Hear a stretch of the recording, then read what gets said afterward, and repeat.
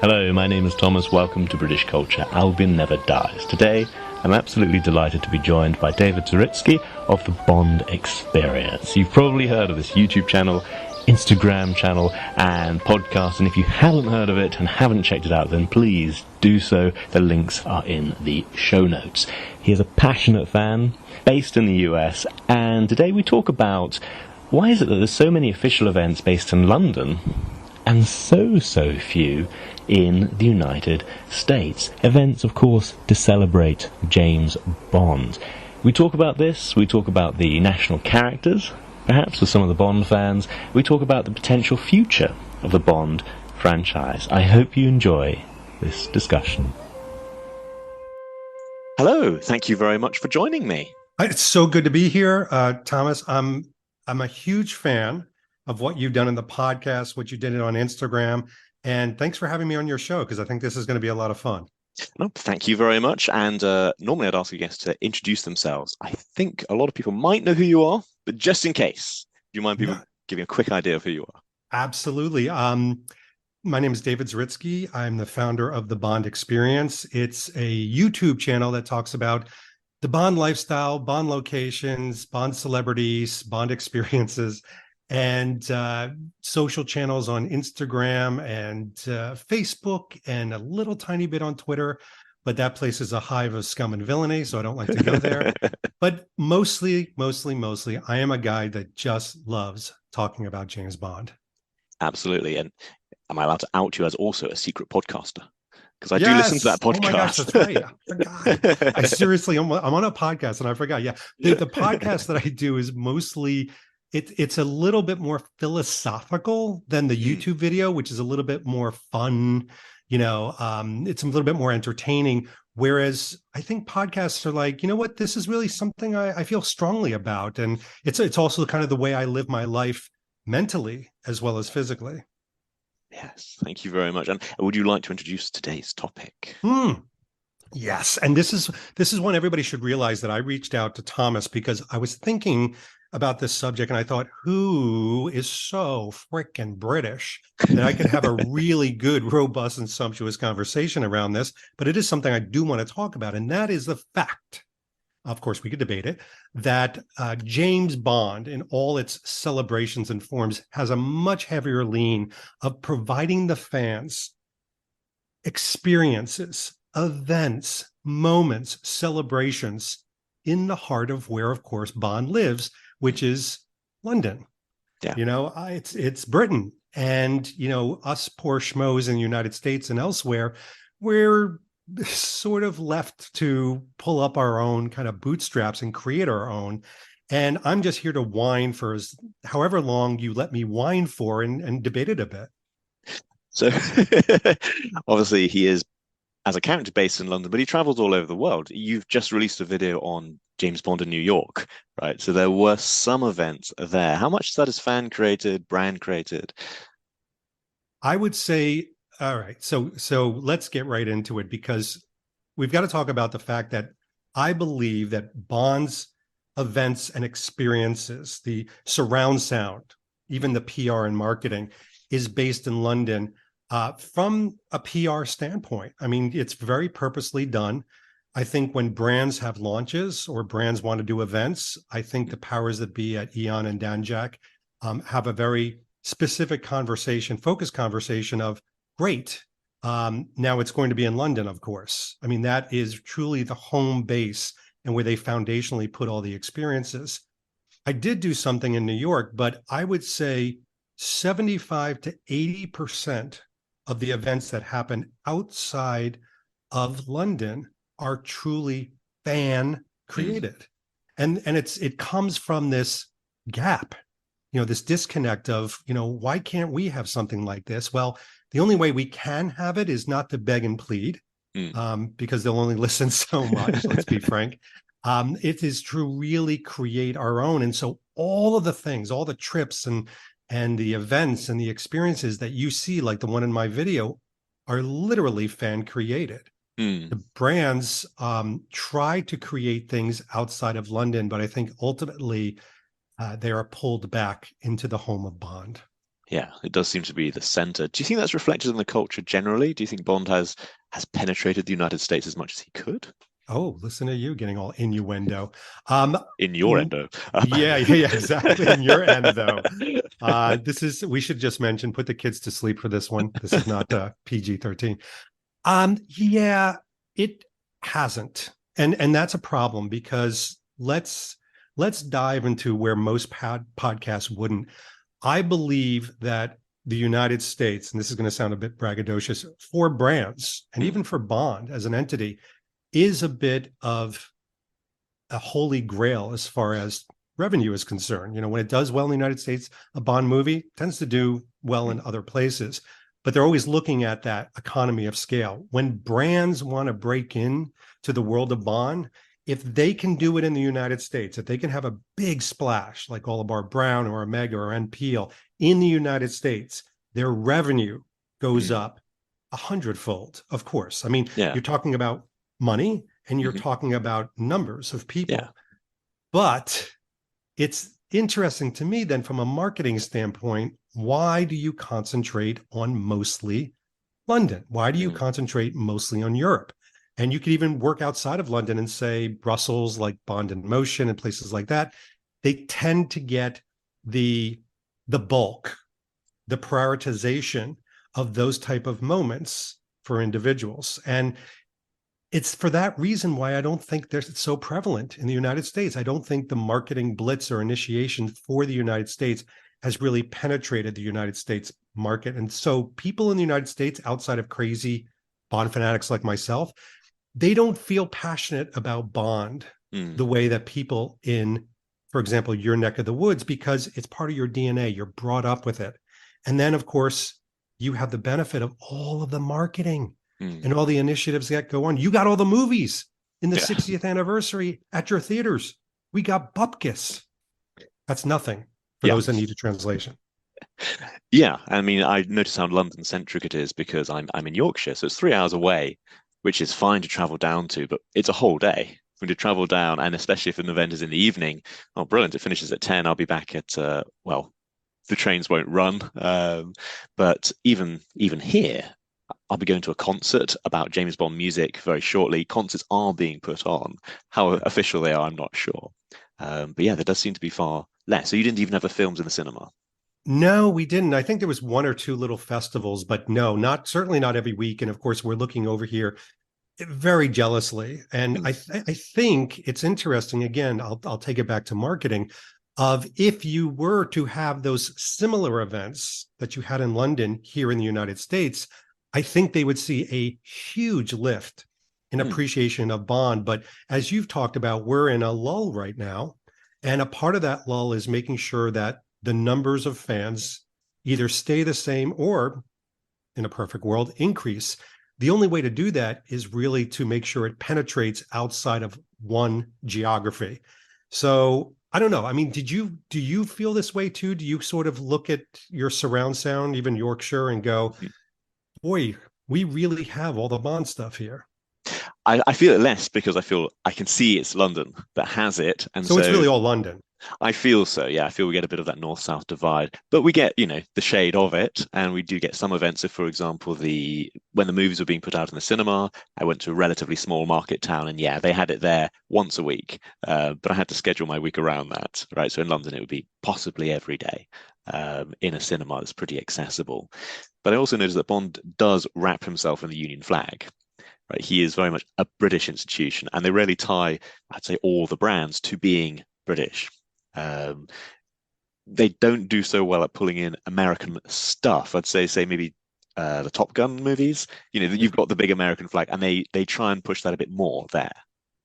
It's true, and I get it. I mean, what I think they're doing very well in that regard, so I'll sort of like, be moderate and straddle the line of this debate, is they understand that Bond is a British character. Mm. He is. He's a British character with all the flair, like you've talked about, all the mannerisms and etiquette, etc. But I do think that he's become a universal character for what he stands for, which is Yeah. escapism, adventure, sometimes one lone man against the world, which I think we can all appreciate and understand. Yeah.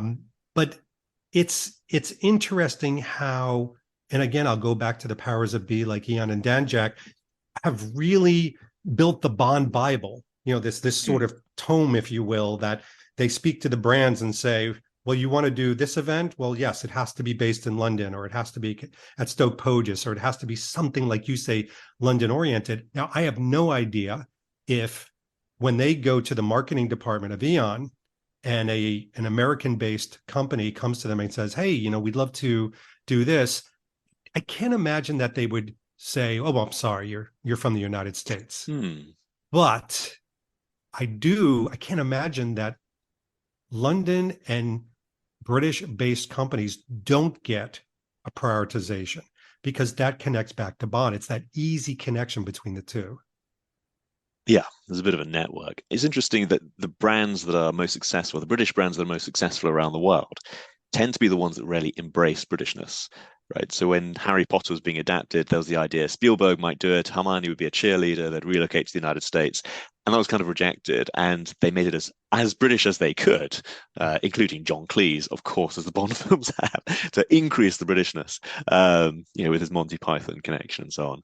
Exactly. And it wasn't always like this, Thomas. I mean, that's the crazy thing. If you go back, I mean, you had Seiko, Japanese, 7-Up, United States. You had so many different brands from around the world get engaged.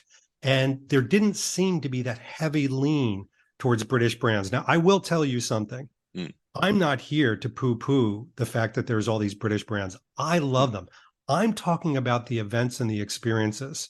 I'm about to, and I'm sure when this podcast goes up, the cat will be out of the bag, so to speak. But I'm about to do the 70th anniversary celebration in GoldenEye this coming Friday.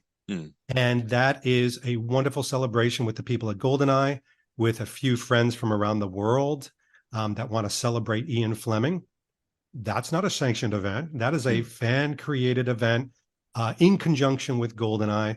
And one of the things that I can tell you hand on heart is that there would be no 70th anniversary Fleming celebration here in the United States or at GoldenEye if it wasn't for fans saying, something organically and authentically, we're going to celebrate Bond. No one's bequeathing us to do so. We're just going to up and do it. And it says a lot about the passion behind people outside of London wanting to create their own moments. Absolutely. I'm wondering if this is something that's changed over time. I'm thinking when Pierce Brosnan was Bond, we had in the 90s, cartoons, books, toys, collectible cards, all kinds of stuff around Bond. It seemed like everyone was having a go.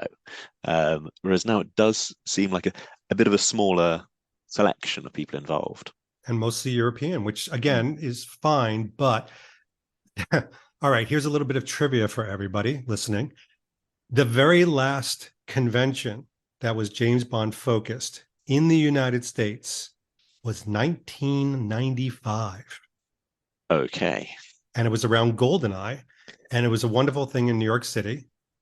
Why on earth have we not had a sanctioned, and I mean authorized, developed by Eon in all its glory, in the United States? I mean, this is a target audience that is just ready for it. I mean, yes, we've had Bond in Motion in California. We've had a couple of other moments, and the brands themselves, I will say, as much as we're talking about brands skewing one way or the other, thank goodness for the brands, because the brands like Omega and NPL and others, they've put events on in the United States. They've given us those moments to really shine around Bond and celebrate. But I'm talking about, the core ones, allowing the movies to be shown, conventions, moments, even advertisements. We just don't get them here in the United States. Yeah, I'm very curious. Why do you think that is? Again, it must be, and this is pure speculation, it must be a very specific decision by the producers and the powers that be of where they're going to have their core presence as far as marketing and advertising. Now, of course, when there's a Bond movie, they have commercials and things like that, but I've seen very few events. They do all the journals. They do the press junket and release around the daily shows and things like that. of course. That's mainstay. But I'm talking about the experiences that are created. I've seen ones in the Netherlands. I've seen ones in Sweden and Switzerland. I've seen them tons, of course, in London, the Coke Challenge and wonderful things like that. I'm hard pressed, and I would fly there. I would get on a bus. I don't care how. If they had something really impactful like that in the United States for fans, I'd be first in line. I have to say, as a Brit who's, I've been to the United States, stayed there for a while. My wife is from the US. Yeah. I've got an interest. One thing I think the United States does amazingly well tends to be events. Like San Diego Comic-Con is the obvious one to go to, right? Now that's an amazing event. So it does seem funny not to put on an event in a place that does them really well. And it could be, and more speculation, but let's have fun. It could be that somebody, an event planner or an individual here in the United States, hasn't approached them. It could be as simple as that, because again, Bond has not, unfortunately, in the United States, been the relevant character that you and I would want him to be. He is a British superhero, whereas here we have other superheroes, and they're usually not James Bond. No, I'm thinking there's Captain America. I've always referenced Top Superman, Gun. Captain America, the Marvel, the Star Wars people to us, even though, it's British made, it to us, people glean towards that. And we can't ignore, of course, Ethan Hunt and Maverick. Those are our superheroes. And then lower on the totem pole, unfortunately, is James Bond. And I would think the last movie didn't do us any favors, because a lot of people in the United States saw, if they did see him as a hero, die. Yeah. So they think, well, there goes that. Now I've got to focus my eyeballs on other superheroes that I'll emulate. I find it really interesting, because if I think of other British characters that we try and deliberately export to the United States, whether it's, The Great Escape, where they added in American characters because they needed to sell it to the United States. You add in a heroic American character, Where Eagles Dare is the classic, where they've added in an American commando to a British secret intelligence thing. It's all fantasy anyway, but they added an American character for that marketing from the beginning. So it can be done. Even there's versions of King Arthur which are flipped to have a happy ending, because they know that would do better in the United States. And you've got Felix in the Bond franchise, who in the books is so cool, and in the films has tended not to be so cool. Well, it's funny you say that, because if you go back 60 years to the very first Felix Leiter, Jack Lord, the reason they cast him is because he already was a little bit of a matinee idol. Good looking, suave. If you go back to that Felix, you want to be him. Yeah. Like, he is a CIA version of James Bond, and he's a cool character. Over the years, he's gotten, look at the Goldfinger one. Yeah. He's got a little dowdy, although women still follow him with their eyes. It's amazing to watch that. Remarkable. But I think that was a very purposeful thing that Fleming did. I think it's something that, Broccoli and Saltzman did in casting Jack Lord, in appealing to an American audience where they didn't know if James Bond was going to be successful with. Certainly nowadays, there is no compromise. I don't think Eon for a second, or the writers go, we've got to consider the United States. Let's have a really cool American character. That doesn't even cross their minds. And maybe it shouldn't, but at least, let us know that an effort is being spent and focused on to make sure that your audience, fans, the loyalists, and your prospects, the ones that haven't discovered Bond here in the United States, have a chance. Yeah. I'm seeing a different attitude. Obviously, I lived in China, and I put on events, actually. With my company, I was able to put on James Bond themed event. I'm not so worried about copyright over there, to be honest. But I'd highlight, there's the one with Michelle Yeoh, and that got their interest. They want to see the Chinese character there in a heroic way. Yeah. Well, it's now, listen, we're beating things up a little bit here, and here goes my whining started from minute one, as you could tell. That being said, the one thing I will applaud the powers that be for doing is intellectual property. IP is a very serious thing, and they own James Bond. They will absolutely tolerate Bond events all over the world put on by fans. They're not closing them down. They're not shuttering them. They're not sending scary letters. They're certainly allowing them. They're keeping Bond fans at arm's length. So that should be applauded. And that's not nothing. That is not nothing. That is, when I plan something or do something to not hear, the war drums sound from the heart of London is a good thing. I want them to go one step. Yeah. I will name names. Obviously, in China, we tend not to worry about copyright. Harry Potter, we rarely had to worry about. We couldn't do a Harry Potter theme party or anything like that unless it was sanctioned. They would have come down on you like a brick. They have come down on other companies, yeah. And we had an associated company that had an agreement with them, so they were aware of it because then they would enforce it locally because they had the agreement. So I had to work very closely with them. I'd say it's an associated company. Of course. Yeah, I had to be careful. Do you think? I mean, you talk about Britishness with a lot of authority. Do you think that the Britishness of James Bond and what he represents and what he does, do you think it clogs or blocks the ability for Americans to enjoy him? I'm curious because I see a lot of British things like Harry Potter, for example, hasn't been held back by being steeped in our kind of public school system, and it doesn't hold it back. Equally, I wondered if it was a bit like Monty Python, which in the US tends to be a kind of a cult thing, right? So there's a guy dressed up as a Monty Python character at San Diego Comic-Con. I shouted, Tim the Sorcerer. Most people didn't seem to know who he was, but those who did were fanatical about it. Whereas with Bond, it seems to just slot into one other action hero amid other action heroes. Right. Yeah, no, I think you're right. It's interesting too, because you have somebody like myself or you, we're constantly trying to be evangelists for the characters. We're trying to get people to watch the movies or come to this event that really haven't experienced it. But I think a lot of us, and I'll include myself in this, are trying to represent the Britishness that we can taste and feel that we're missing over here. And that's from, what we eat to what we do to even the etiquette of how we treat each other in the Bond community. And that is one very noticeable thing. Like an online community can be a difficult thing. I say this as a Star Wars fan, right? It can be a difficult place to be. But in the Bond community, I think it was my wife who pointed out that it is a gentlemanly character. There's lots of other action heroes, but this is a gentlemanly action hero. So the people it naturally attracts are those who admire that quality. It's what makes him stand out. I have a question for you because, again, you're always talking about what is Britishness. Do you find, let's start with personality. Do you find in personality a difference between the United States James Bond fan and the British James Bond fan?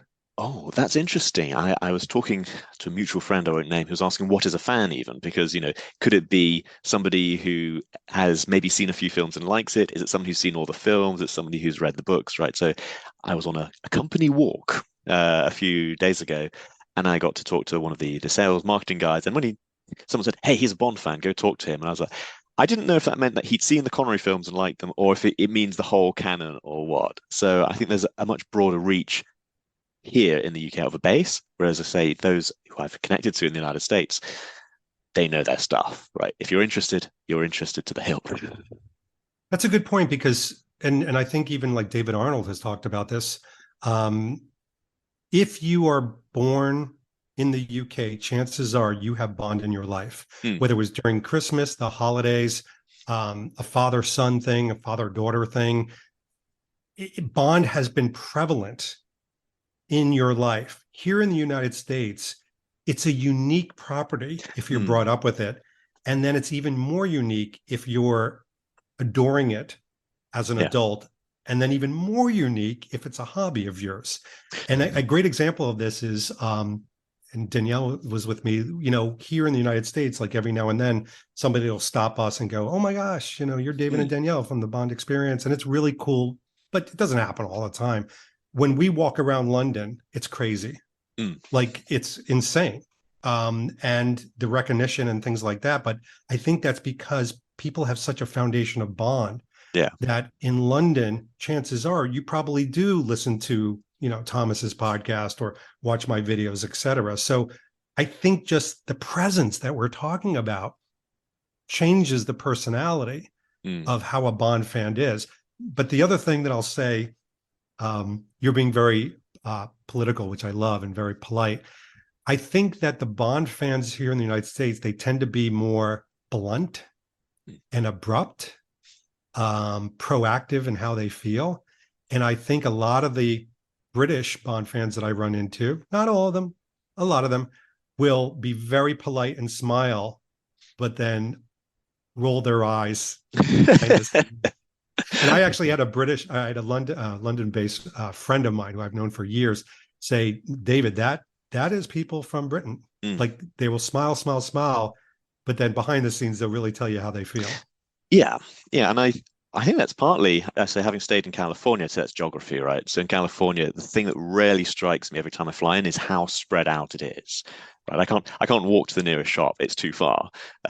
Whereas I spent last summer in a very traditional English house, an old worker's cottage, actually. Like the neighbor is through that wall. Like if he talks loudly in his house, I can hear it. Right. If I look out the back, I walked out to take the bins out, and suddenly a child saying, "Here's a friendly cat." I look up. Okay, I can't take the bins out without the whole street knowing. So you have to be polite. You live next to each other. Is that what it is? It's proximity that makes everybody polite? To a point. I wonder, because obviously people say the same thing about Japan, right? They used to have an empire. They don't talk about it. They're incredibly polite. They drink tea. There's lots of similarities which put us on a similar level. But again, it's a very cramped place. It's interesting too because and I've heard this analogy even from people that live in London, but an American Bond fan, if he doesn't like something you've done, he'll walk up to you and go, "You're being an ass," and then punch you on the shoulder. Whereas somebody, for example, in London, might kind of smile and then turn around and say to 100 people, "He's being an ass. We should punch him in the arm," which I thought was the most funny story, but maybe not entirely inaccurate.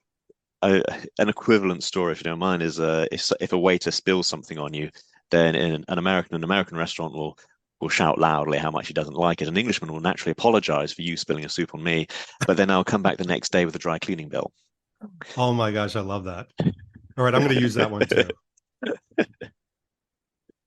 We have just a few minutes left. I'm wondering, where do you see the direction of the Bond universe, like the Bond fandom, going? Because we don't have a film coming for a few years, right? And it is on, I would say, on the community. And the films are the tentpole of the series. Much as I love the books, I might never have read them if there weren't films, or I might not know about them. So the films are important, and we don't have one coming. No, we don't. And I don't even think we're going to get anything in 2023 around any clue to what it is. I think that's going to be next year. So it really is on our shoulders. Here's where I think it's coming, and I waxed poetic about this on different channels and my own. I do believe that this is the moment for the fan. I think the fan is really creating a buttress and a bridge between movies like they've never been able to before. Social media gives us the tool to do that. I think the fact that we've got a very close community, and it is a true community, and just like any community or family, you've got your people that don't like each other. You got your people that love each other. You got little cliques. You've got little interests. And yet somehow through all this wonderful dynamic tension, we all get along. And at the end of the day, we're celebrating the same passionate focus, the same hobby. So I think the more individual fans realize that you don't need to be a Thomas or a David or have a channel to create a Bond moment or a Bond experience or get friends together to watch a Bond movie, the better off we're going to be in really experiencing what the fans create. It doesn't need to be a major location thing. I mean, we see a lot of them because of social media, and we think, why don't I get invited to that? Or how do I get invited? Or I can't afford that. The point of the thing is you could celebrate Bond in your mind without a book, even just thinking about it or drawing a picture or anything. And I think the more fans realize that they have all the power, this is what's going to create a strong bridge. And we need it because there is this, you said this hollowness, like, during Star Wars, after Return of the Jedi, there was this hollowness where you got the Timothy Zahn books, and you had Shadows of the Empire, and you had a weird album come out that was music to no movie. You had like very strange things happening, from Shadows of the Empire. And the reality is that we have got to create the noise. We've got to create the experience and not rely on brands or Eon or other people, or else there will be a deafening hollowness in our life. Absolutely. I think that's a perfect place to leave it. David, thank you very, very much for joining me. And thank you. This was so much fun. I knew it would be. And thanks for you're a therapist, in the sense that I've been thinking about this a lot, but I couldn't even really voice it properly until you ferreted it out of me. So thank you. Thank you. And thank you very much for listening. I really enjoyed talking to David Zaritsky of The Bond Experience. You can check out his YouTube channel, his Instagram account, and his podcast. It's all really good stuff. And as I say, I really enjoyed it. I hope you enjoyed it as well. Have a wonderful week. Goodbye.